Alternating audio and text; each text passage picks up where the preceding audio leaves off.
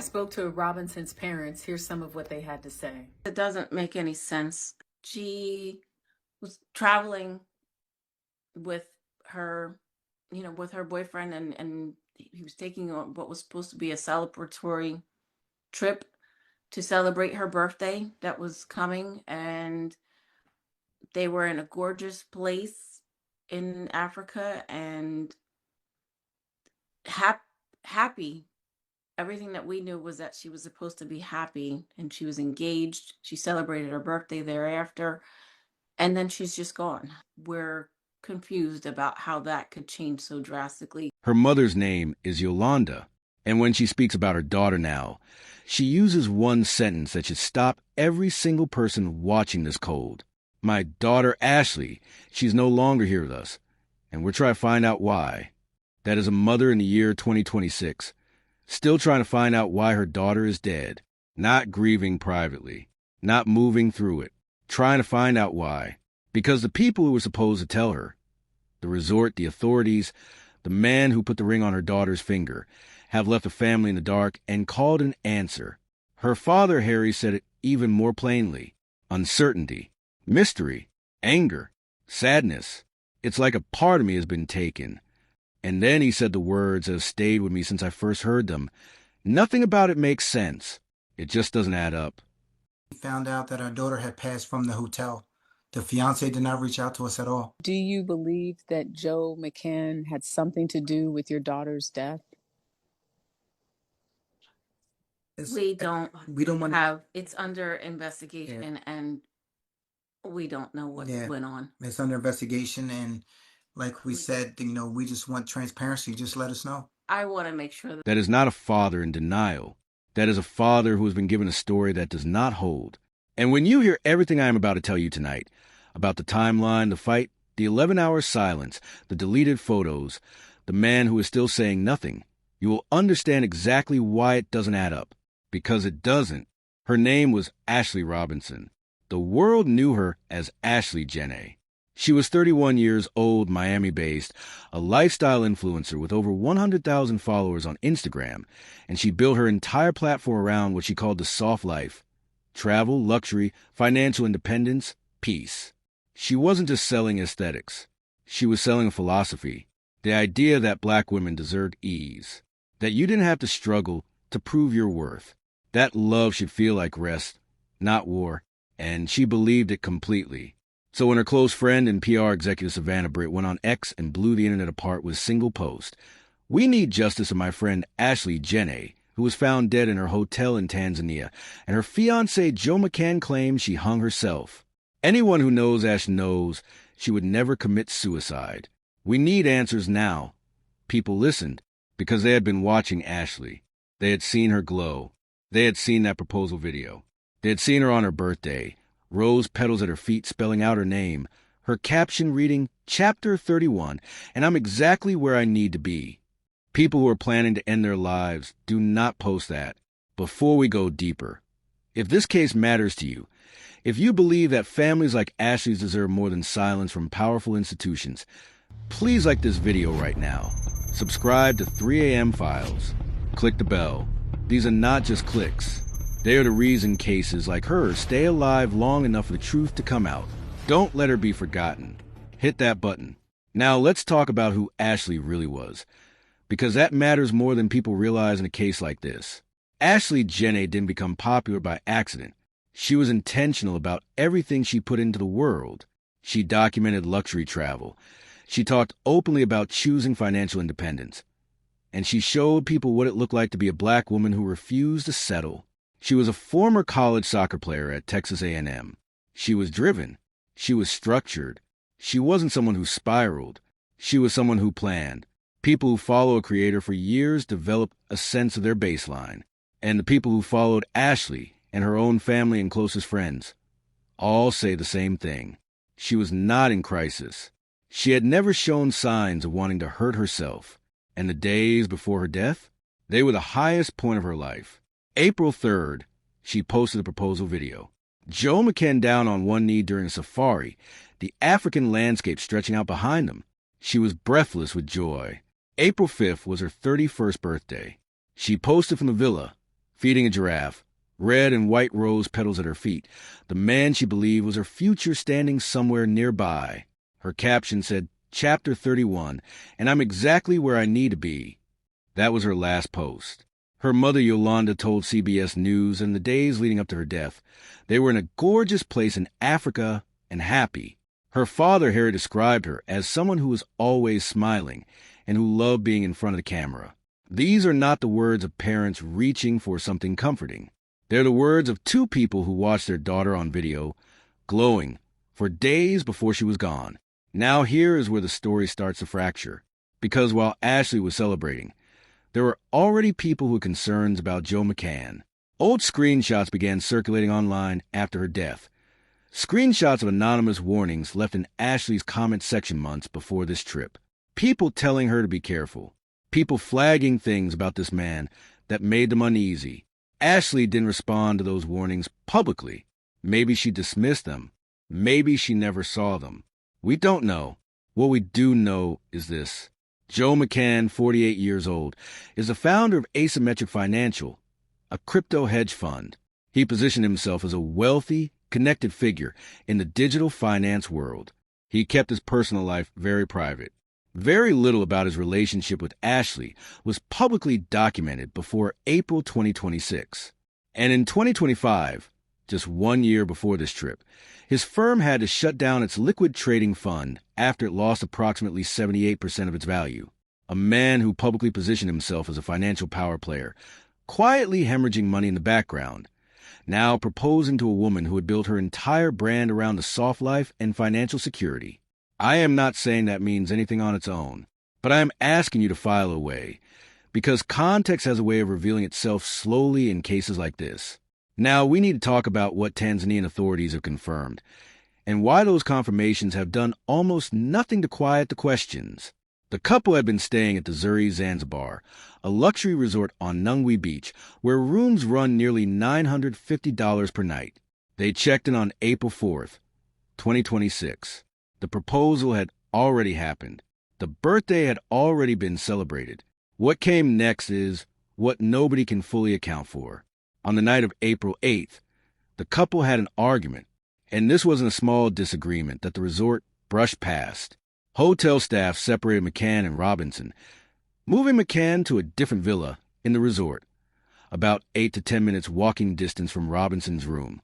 The hotel security team didn't just suggest they have some space.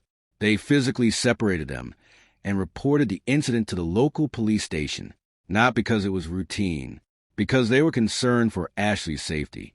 Read that again. Hotel staff were concerned for her safety.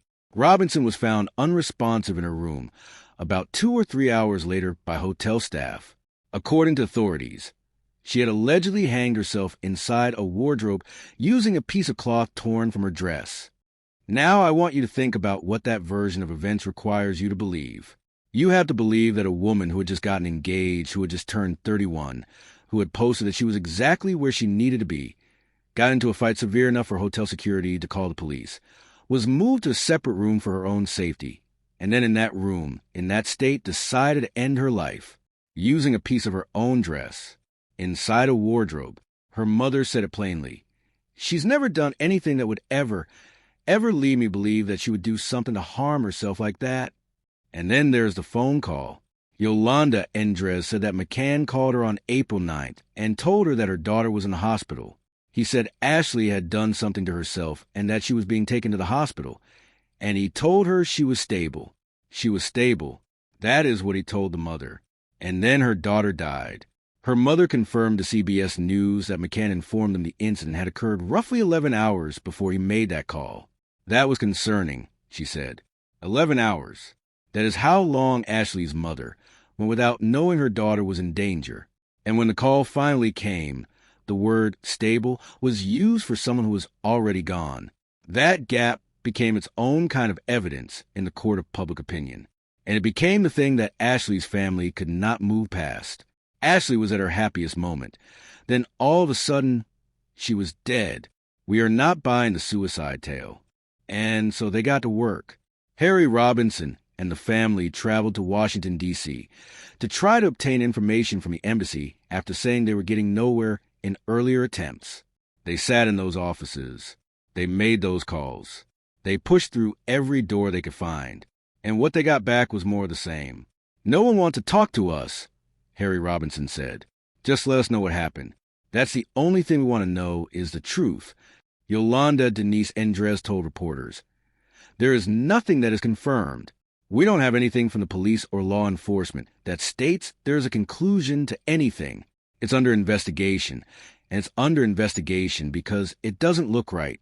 That sentence lands differently when you realize she said it after Tanzanian police had already publicly declared the death a suicide and cleared McCann of wrongdoing. The official investigation said it was over. Ashlee's mother said it doesn't look right. One of those two statements is being treated as fact by the legal system. Only one. The family has made it very clear what they need next. They are pushing for security footage from the Zanzibar hotel to reconstruct the timeline of what happened. Harry Robinson said it directly. If there's security footage, that would tell the story. So we just want to know if there's any security footage, if there's anything just to say his story is true. The hotel has not responded directly to the family. In a statement at ABC News, Zanzibar Resort Management said they were deeply saddened by a tragic incident involving one of our guests, and that they were cooperating with local authorities and the U.S. Embassy. Cooperating with authorities, not with the family, not with the parents who are thousands of miles away trying to bring their daughter home. The family is preparing to fly to Zanzibar to seek answers in person. Harry Robinson said, "I just know I need to keep moving forward. I'm never going to give up. I just want the truth out there." And because navigating an international investigation with no institutional support costs money that most families don't have sitting around, her father launched a GoFundMe campaign with a $50,000 goal to cover the cost of bringing Robinson home and pursuing answers abroad. The GoFundMe describes a family as navigating an ongoing investigation and the challenges of being thousands of miles away while trying to bring Ashlee home with dignity and seek answers. The funds are going toward travel costs, repatriation of her remains, and the unexpected expenses of fighting for truth in a foreign country. A family is crowdfunding to bring their daughter's body home, while the man who is supposedly going to marry her has said nothing and done nothing to help. When the family sat down for interviews, they described a near-total communications blackout from Joe McCann. He contacted them just once, nearly half a day after Ashlee had been hospitalized, offering reassurances, and she ultimately passed away. The family says he has not reached out since. "Her family right now, we are hurting," Yolanda Endres said. "So we need to know. We just need to know. And we need to get her home." Now, let's talk about Joe McCann's behavior, because it is impossible to ignore, and the family has made it a central part of what they are asking the public to pay attention to. While Ashlee's family was in shock, while Savannah Britt was sounding the alarm online, while the internet was demanding answers, McCann was active on X posting about business. His last post discussed an AI success story. He had deleted photos of Ashlee from his Instagram. His Facebook page showed no trace of her. No public grief. No statement. Nothing. The family has expressed deep frustration over his near-total silence since the incident. Multiple news outlets attempted to reach McCann, his relatives, and anyone from his investment company. Nobody responded. That silence is not the behavior of an innocent man in grief. It may not be proof of anything legally, but it is a choice. Every hour that passes where he says nothing is a choice. And the family has noticed. The public has noticed. Tanzanian authorities have now confiscated McCann's passport while questioning him, though local police had previously said they did not suspect him of wrongdoing. The U.S. Embassy in Dar es Salaam dispatched a coroner to assist local authorities with the autopsy, though no findings, official ruling, or charges have been released publicly. So we are here. Autopsy pending. Passport held. Family fighting from the outside. And a man who has not said a single word in public about the woman he claimed he wanted to spend his life with. Here is where this case stops being just a tragedy and starts feeling like something that deserves a much harder look. There's a pattern in the details that the official narrative asks you to ignore. The 11-hour delay before notifying her mother. The vague language McCann used when he finally did call. Not Ashlee is dead, but something happened and she did something to herself and she's stable.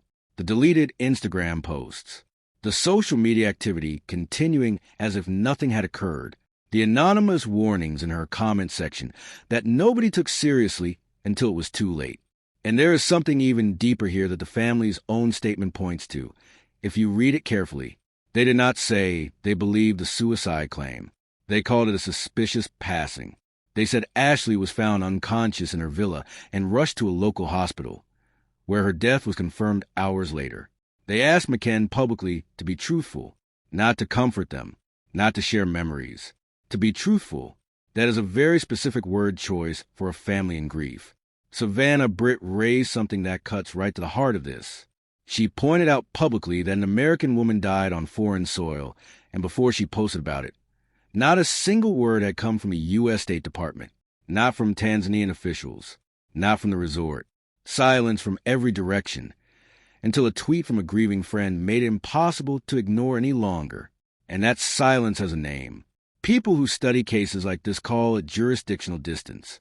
When something happens to a Black American woman abroad, the geographic, cultural, and political distance creates space for the narrative to be settled before anyone at home has a chance to ask questions. The same thing happened with Shankella Robinson in Mexico in 2022, a young Black woman dead in a luxury villa, a cause of death that didn't match the evidence. People who told the official story and came home, her family demanding answers for months before the world paid attention. Ashlee Jenae's case echoes in ways that are impossible to ignore. There are things we still do not know. No independent autopsy results have been made public. The claim that McCann may have been previously married has not been verified and should not be treated as fact. What is fact is that the official investigation moved quickly toward a closed conclusion. The man at the center of the story has said nothing publicly, and the people who loved Ashlee the most, the people who knew her deepest baseline, believe the full truth has not been told. So here is where I want to leave you tonight. Think about what you now know. A woman at the peak of her happiness, dead 4 days after her engagement. A fight severe enough for hotel staff to call the police and move them to separate rooms. An 11-hour silence before her mother was told. And even then, told she was stable when she was already gone. An official suicide ruling with no public forensic evidence. A fiancé who has said nothing, posted about business, and deleted her from his feeds. And a family who packed their bags, drove to Washington, D.C., and stood in a government building begging someone to talk to them. She was loved. She was not just going to be discarded and forgotten about. Yolanda Endres said, "That line tells you everything about where this family is. They know the risk. They know that cases like this get buried. They know that a Black woman found dead abroad under murky circumstances is not always the story that gets told on every channel for weeks. And so her mother is saying it out loud before it can happen.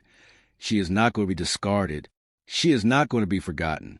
And what does it say about the systems around us that the burden of finding the truth fell not on governments or investigators, but on a friend's tweet and 100,000 strangers on the internet? What does it say that Ashlee Jenae's case only became an international story because the public refused to let it be buried? And here's the question that I cannot stop thinking about. If she had never posted that proposal video, if she had never built that following, if she had been an ordinary woman with no platform and no Savannah Britt willing to go to war for her, would we even know her name right now? Would Harry Robinson be on television? Would Yolanda Endres be on the news asking people to help bring her daughter home? Or would this be just another file? Closed, stamped, forgotten. Tell me what you think happened in that room. Tell me what detail bothers you the most. Tell me if you think the official version holds up. Drop it in the comments right now, because this community is how cases like Ashlee stay alive long enough for the truth to surface. If you are new here, subscribe to 3 a.m. Files. Click that bell. Because we do not stop, we do not forget, and we do not let the hour pass in silence. Stay with us.